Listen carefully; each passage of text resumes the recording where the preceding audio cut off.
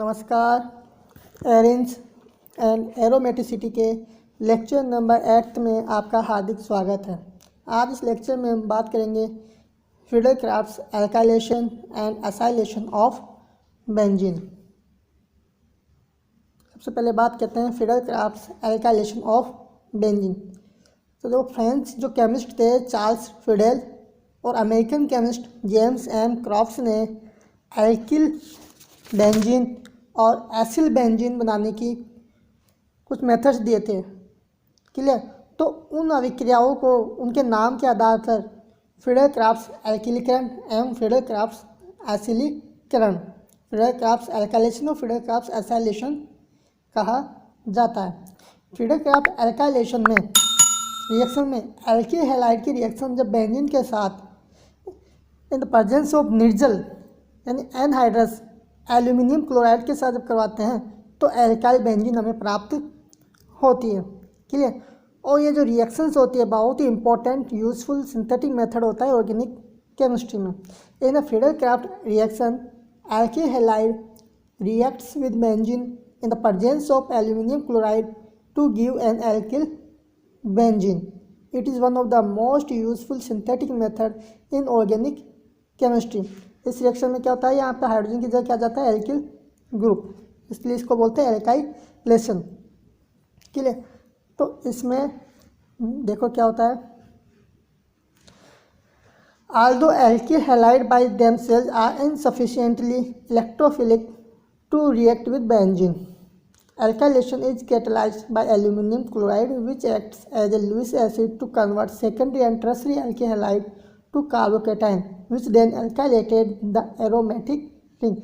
अगर हम केवल एल्किल हैलाइड ही लें, एल्यूमिनियम क्लोराइड हम नहीं लें, तो इसकी जो इलेक्ट्रोफिलिक नेचर है एल्किल हैलाइड का बहुत ही इनसफिशिएंट है बेंजीन पर एल्काइलेशन करने के लिए। तो यहाँ पर हम एल्यूमिनियम क्लोराइड काम में लेते हैं as a Lewis acid catalyst. तो AlCl3 यहाँ से जैसे एल्यूमिनियम क्लोराइड में क्लोराइड के ऊपर जो लोन पेयर्स हैं वो जब इसको डोनेट करेगा ल्यूइस एसिड LCl3, तो यहाँ पर अपन को लुईस एसिड या लुईस बेस कॉम्प्लेक्स प्राप्त होता है, जिससे कि ये सी कार्बन में क्लोरीन बॉन्ड वीक हो जाता है और Cl बॉन्ड जब ब्रेक होगा तो AlCl4 माइनस टेट्राक्लोर एल्यूमिनेट आयन और टर्शियरी ब्यूटाइल कैटायन हमें ये प्राप्त होता है और ये एज इलेक्ट्रोफाइल कार्य करेगा। क्लियर? तो मैकेनिज्म सेम वैसे ही होती है। सबसे पहले बेंजीन पर इस इलेक्ट्रोफाइल टर्शियरी ब्यूटाइल कैटायन का एडिशन होगा जिससे साइक्लोहेक्साडाइनिल कैटायन इंटरमीडिएट हमें प्राप्त होता है। यहाँ पर कार्बोकेटायन बन रहा है, इसकी वापस 3 रिजोनेटिंग स्ट्रक्चर्स हमें बनानी है और यह पर एक जो हेलेनियम आयन बनेगा अपना।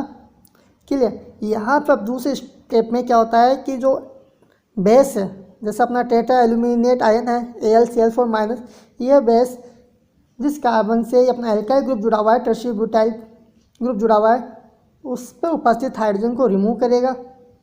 ठीक है? और यहाँ पर अपने क्या प्राप्त हो जाएगा, टर्शियरी ब्यूटाइल बेंजीन, एल्काइलेटेड बेंजीन हमें प्राप्त हो जाती है और हाइड्रोजन क्लोराइड और एल्यूमिनियम क्लोराइड वापस रिएक्शन मिक्सचर में प्राप्त होते हैं। तो एल्यूमिनियम क्लोराइड वापस वैसा का वैसा प्राप्त हो रहा है हमें।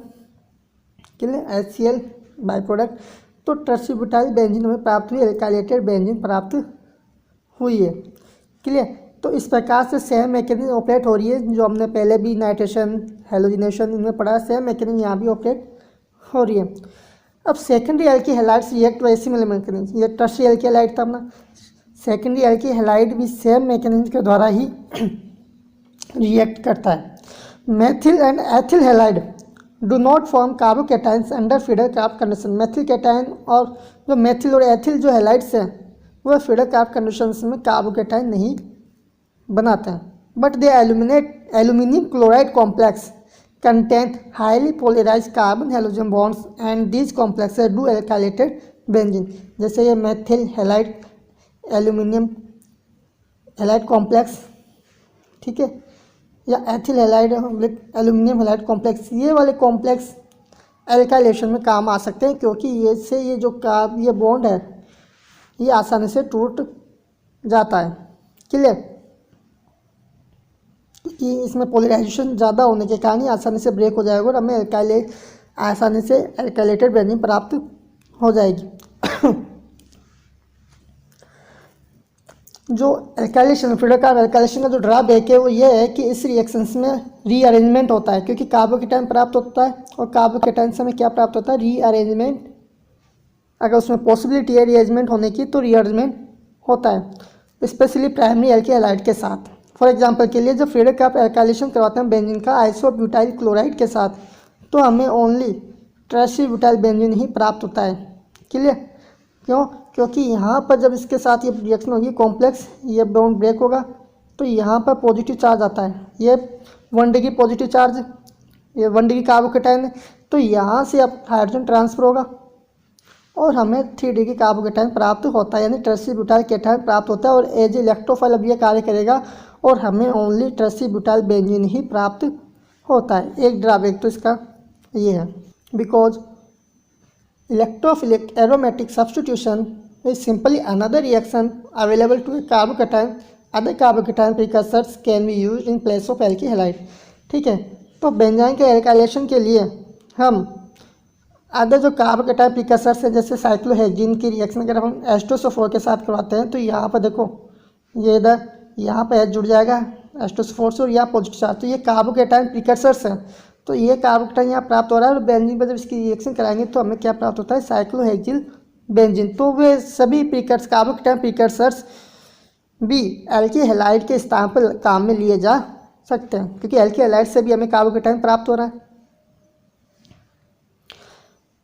Alkynyl halides such as vinyl chloride do not form carbocation on treatment with aluminum chloride and so cannot be used in Friedel-Crafts reaction. Friedel-Crafts reaction में जो vinyl chloride है CH2 double bond CHCl, clear, वह aluminium chloride के साथ treatment से carbocation का निर्माण नहीं करता है, इसलिए उसका फ्रीडल-क्राफ्ट रिएक्शंस में यूज में नहीं लेते हैं। क्लियर?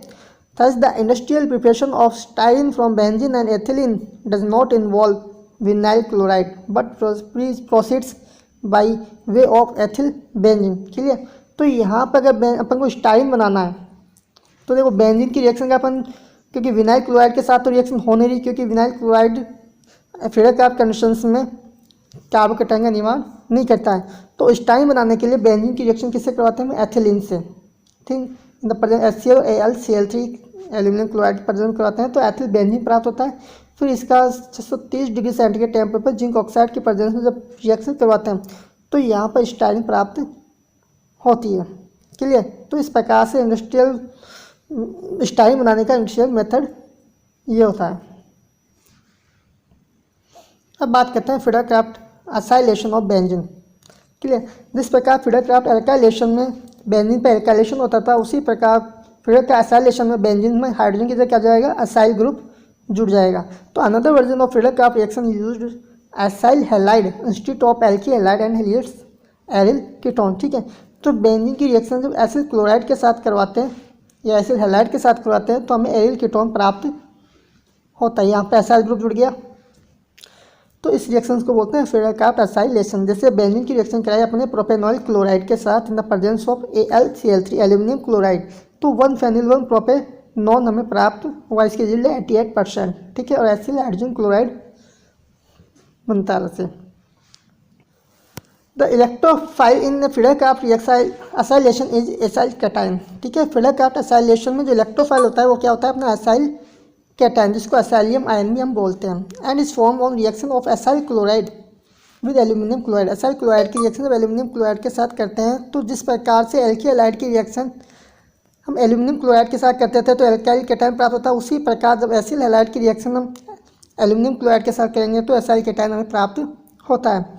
अब electron delocalisation in the acyl cation derived from propanoyl chloride is presented by the following two donating contributors. Note that electron release from oxygen generates a contributing structure that both satisfy the octet rule and disperses the positive charge. यहाँ पे देखो इसको कि यहाँ पर जो ये acyl cation बना, यहाँ पर Cl था, अगर एसाइल क्लोराइड हो, यहाँ से निकलने के बाद हमें पॉजिटिव आया, तो ये पॉजिटिव चार्ज इस ऑक्सीजन के ऊपर जो लोन पेयर्स हैं उसके द्वारा स्टेबलाइज हो जाता है।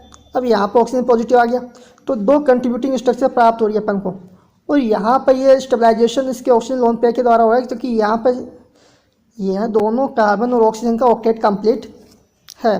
ठीक है, तो unlike alkyl carbocation acyl cation do not rearrange, जिस प्रकार से एल्किल कार्बोकेटायन में हमने देखा कि वहाँ रीअरेंजमेंट होता था, उसी प्रकार अगर एसाइल केटायन की बात करें तो यहाँ पर रीअरेंजमेंट नहीं पाया जाता है।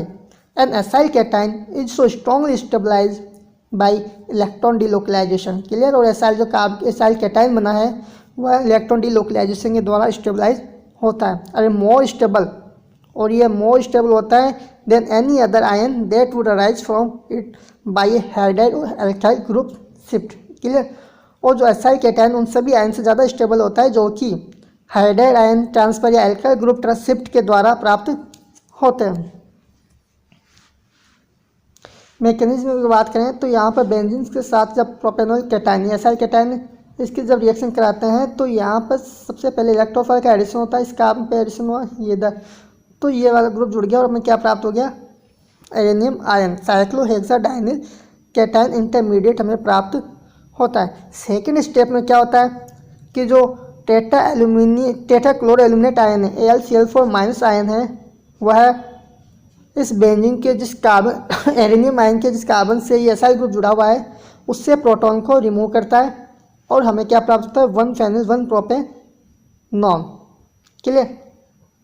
तो यानी कि इस हाइड्रोजन की जगह क्या आ गया, एसाइल ग्रुप एरिल कीटोन हमें प्राप्त होता है और HCl और एल्यूमिनियम क्लोराइड बनते हैं।